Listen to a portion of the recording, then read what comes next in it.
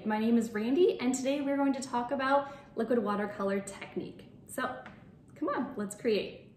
So liquid watercolor is an amazing medium to use with kids. There's so many fun projects that you can do with them, especially if you combine them with such items like oil pastels. There's so much science behind it. It's a lot of fun for the kids, but that doesn't always mean that it's always in our budget. Sometimes liquid watercolor is a little too pricey, and so sometimes we kind of come up with backup ideas like these. I know they seem like amazing items to have instead of the liquid watercolor, with the palettes that are included in here, especially if you're trying to keep one per item per child, right? Sharing is caring except for germs. So if we're trying to only have one of these per child, they're not sharing supplies, it seems like a fantastic backup to the actual more expensive liquid watercolor. I'm going to show you a super fun, really inexpensive, fun way to do DIY watercolor. Now, if your students have already created with me before, they probably already know about this, but if they haven't, chances are they don't know about this idea yet, and it might just blow their mind.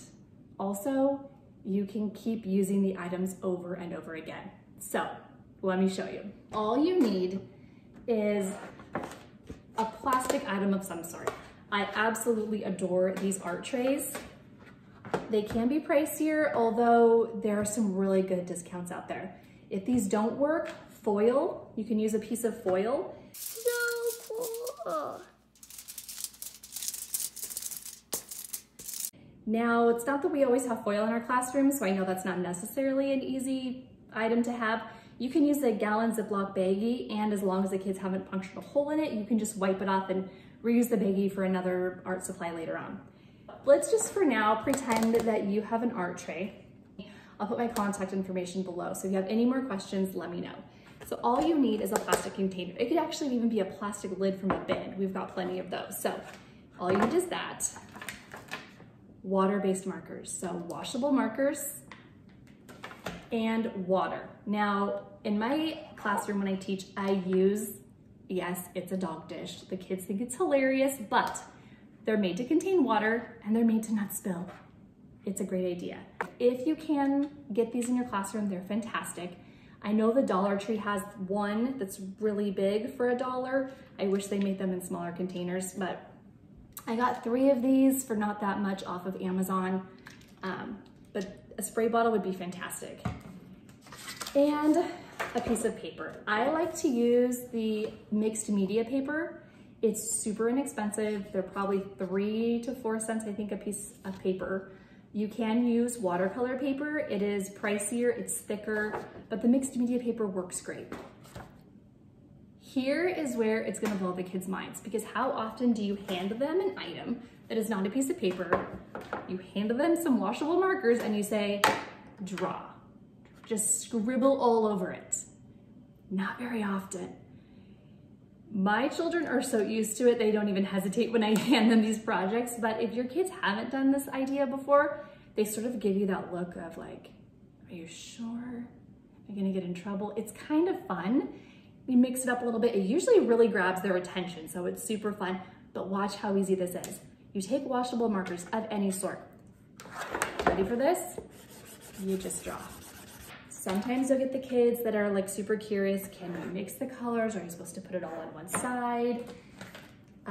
You can talk about the color wheel, so you can talk about, you know, putting all warm colors next to each other or all cool colors next to each other.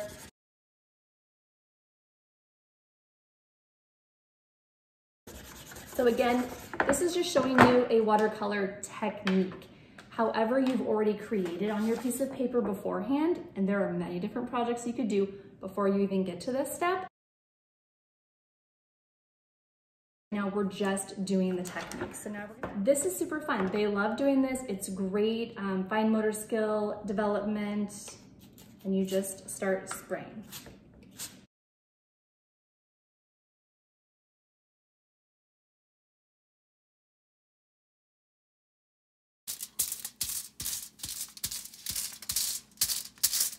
So here's the fun part. You take whatever, if your paper is blank, obviously it doesn't matter which side.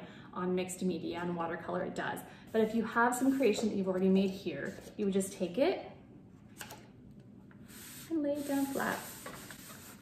Another thing that I have all of the time, no matter what project that we're doing, are baby wipes. You can get them pretty inexpensive off of Amazon. I have monthly subscriptions. I use them for everything. Ready for the reveal? Ta-da! A fabulous watercolor paper in warm colors.